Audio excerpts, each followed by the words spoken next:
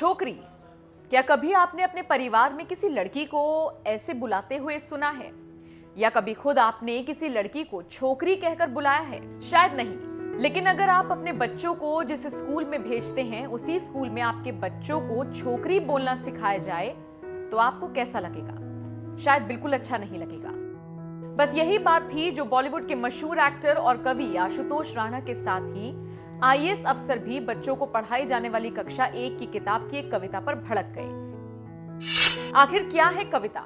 राष्ट्रीय शैक्षिक अनुसंधान और प्रशिक्षण परिषद यानी कि एनसीईआरटी की पहली कक्षा में आम की टोकरी शीर्षक से कविता है, जिसकी लाइनें हैं। 6 साल की छोकरी भरकर लाई टोकरी, टोकरी में आम है नहीं बताती दाम है, दिखा दिखा कर टोकरी हमें बुलाती छोकरी, हमको देती आम है नहीं बुलाती नाम है, नाम नहीं अब पूछना हमें है आम चूसना।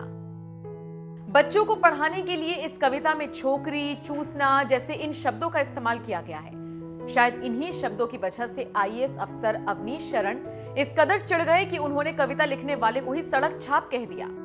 अवनीश शरण ने अपने ट्वीट में लिखा, यह किस सड़क छाप कवि की रचना है?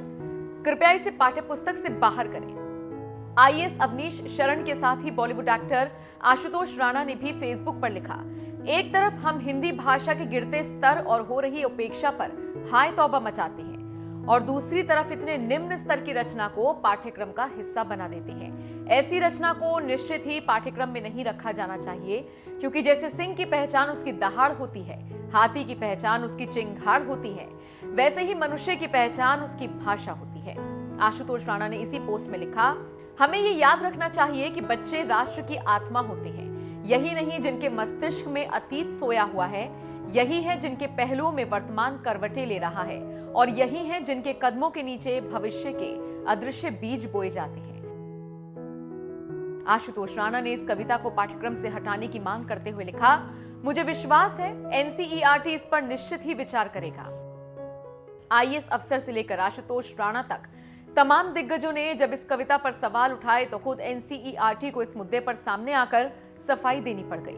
एनसीईआरटी ने इस मामले पर कहा, पाठ्यपुस्तक में जो भी कविताएं हैं वो एनसीएफ 2005 के परिप्रेक्ष्य में स्थानीय भाषाओं की शब्दावली को बच्चों तक पहुंचाने के उद्देश्य को ध्यान में रखते हुए शामिल की गई हैं, ताकि सीखना रुचिपूर्ण हो सके। एनसीईआरटी की इस सफाई से आप समझ चुके होंगे कि छोकरी जैसे शब्दों वाली कविता को बच्चों के पाठ्यक्रम में क्यों शामिल किया गया है।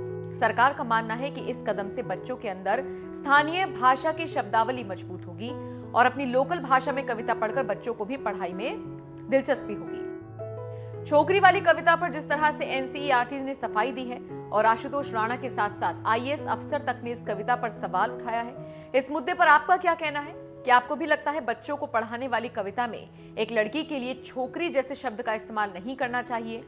अगर यही शब्द सीखकर बच्चे लड़कियों को छोकरी कहकर बुलाएंगे तो कैसा लगेगा? अपनी राय हमें कमेंट कर जरूर बताएं। साथ ही साथ आखिर में आपको आशुतोष राणा की एक कविता के साथ छोड़ जाते हैं। अगर हम चाहते हैं कदर हिंदी की पग पग पर, उठे जागे भरे हुंकार पहुंचा दे इसे नभ पर। अगर भाषा मरी तो हम भी प्यारे बच नहीं सकते, भले ही हो करोड़ों गुण हम कुछ रच नहीं सकते। महज भाषा नहीं, ये माँ हमारी हमको रचती है, बचेगी लाज जब इसकी हमारी लाज बचती है।